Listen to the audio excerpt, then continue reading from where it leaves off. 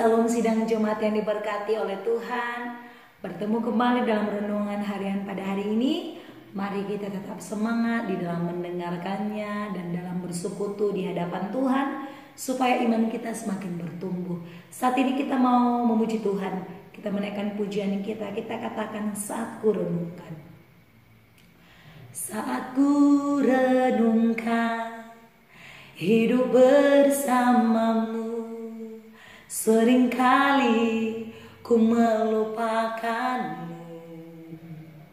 Ku berjalan sendiri, seakan ku mampu lalui tanpa kekuatanmu. Semakin berat beban hidupku, semakin ku menjauh darimu. Namun ada cinta yang tak pernah berlalu, cinta yang ku dapat darimu, telah teruji lalui rentangan sang waktu.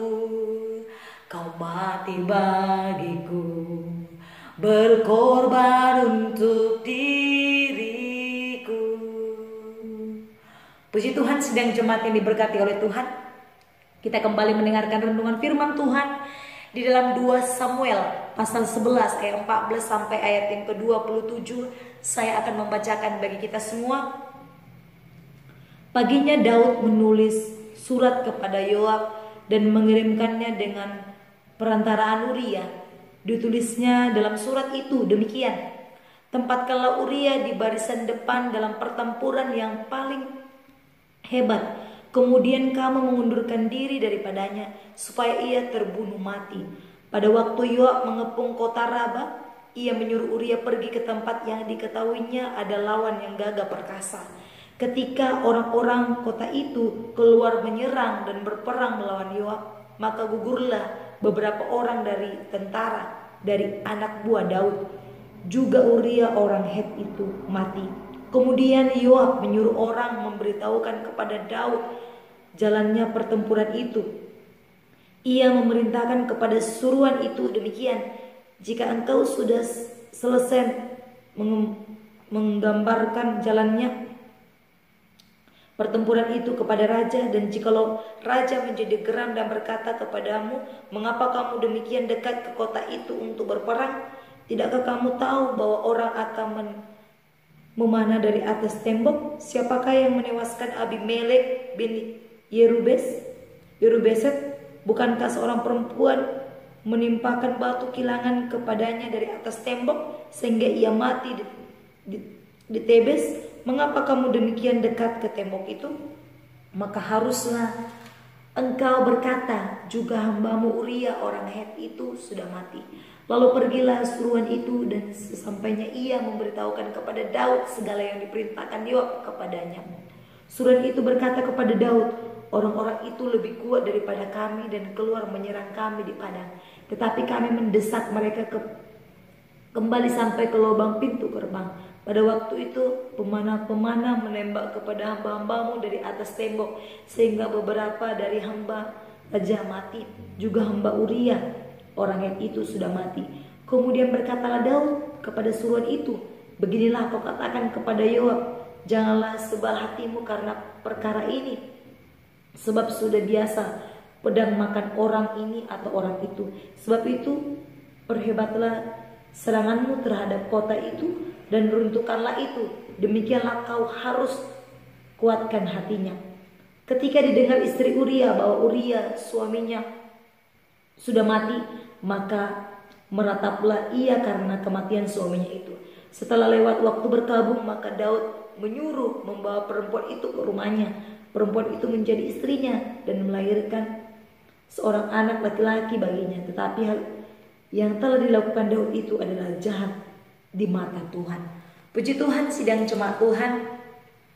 Firman Tuhan hari ini dalam 2 Samuel pasal 11 ayat 14 sampai ayat yang ke-27. Saya percaya kita sudah pernah mendengar cerita tentang pasal ini. yaitu saya mau membagikan tema bagi kita semua, dosa Daud. Saya percaya sidang jemaat yang diberkati oleh Tuhan, semua manusia yang ada di dalam dunia ini pernah melakukan kesalahan dan pernah melakukan dosa, baik yang dilihat maupun yang tidak kita lihat. Sidang jemaat yang diberkati oleh Tuhan, kalau di hari sebelumnya, di renungan harian sebelumnya, kita melihat bagaimana cerita tentang Daud dan Batseba, yang dimana ketika berperang, Daud melihat seorang perempuan yang sedang mandi. Mandi berarti tidak memakai baju. Dan perempuan itu bernama Batseba dan suaminya bernama Uria. Dan ketika Daud melihat itu, dia menginginkannya. Dia terbawa nafsu dunia. Sehingga kita melihat, karena dia menginginkan seorang perempuan itu yang bernama Batseba, yaitu istri Uria, dia berniat jahat. Dia berpikir jahat dan dia berinisiatif. Dan dia berpikir bagaimana supaya Batseba itu ia dapatkan dan berada di pangkuannya. Dia mencari solusi, bagaimana ya supaya Batseba itu saya dapatkan, ada di tangan saya. Jadi supaya dia merebut dari Uria. Sidang jemaat Tuhan, mari kita melihat tadi dikatakan di 14, paginya Daud menulis surat kepada Yoab dan mengirimkannya dengan perantaraan Uria. Ditulisnya dalam surat itu demikian, tempatkanlah Uria di barisan depan dalam pertempuran yang paling hebat, kemudian kamu mengundurkan diri daripadanya supaya ia terbunuh mati pada waktu Yoab mengepung kota Rabah.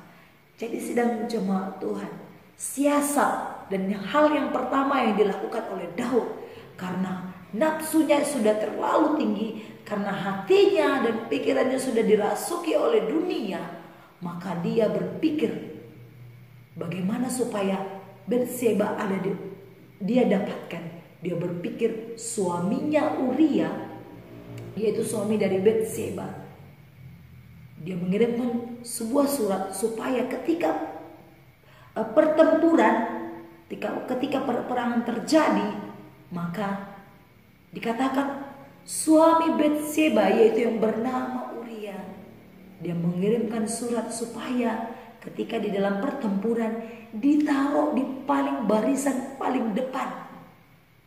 Supaya apa sidang jemaat Tuhan? Supaya ketika Uria di barisan paling depan, supaya dia lebih cepat mati ketika bertempur. Wah, pikiran jahat yang dilakukan oleh Daud. Sidang jemaat Tuhan, kita melihat ketika di dalam pertempuran itu, kita melihat memang Uria di barisan paling depan.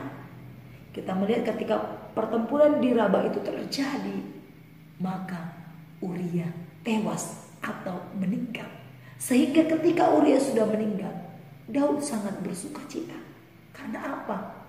Dia memiliki kesempatan untuk mengambil Batseba sebagai istrinya. Jadi sidang jemaat Tuhan, kita melihat di ayat yang terakhir, ketika didengar istri Uria bahwa Uria suaminya sudah mati, maka merataplah ia karena kematian suaminya itu. Setelah lewat waktu perkabungan, maka Daud menyuruh membawa perempuan itu ke rumahnya. Perempuan itu menjadi istrinya dan melahirkan seorang anak laki-laki. Tetapi hal yang telah dilakukan Daud itu adalah suatu hal yang jahat di mata Tuhan. Kita melihat betapa jahatnya pikiran Daud yang sudah diurapi oleh Tuhan. Dia mengambil istri orang lain. Dia membuat suatu rencana yang jahat bagaimana Uria supaya cepat mati dan dia bisa merebut istrinya yang bernama Batseba. Jadi ketika Uria sudah mati, dia mengambil Batseba sebagai istrinya. Tapi sidang jemaat Tuhan, kita boleh melihat di hari berikutnya bagaimana Tuhan sangat marah kepada Daud. Karena apa? Pikirannya yang kotor, sehingga membuat Tuhan merasa kecewa melihat Daud. Bagi Tuhan, perbuatan Daud itu sangatlah perbuatan yang jahat di mata Tuhan. Oleh karena itu, sidang jemaat yang diberkati oleh Tuhan, mungkin di dalam setiap hidup kita, dalam hari-hari kita, ada banyak yang ingin menggoda kita. Dari melalui hal yang kita lihat, kita rasakan, kita dengar, mungkin kita mau terpengaruh.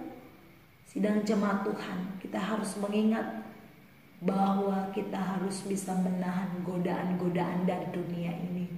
Ketika kita tidak kuat, maka kita akan bisa terjerumus seperti Daud, terjerumus dalam dosa, sehingga dia bisa berpikir jahat. Ketika kita sudah menginginkan sesuatu, menyukai sesuatu, maka ada hal-hal yang bisa kita lakukan supaya kita mendapatkannya.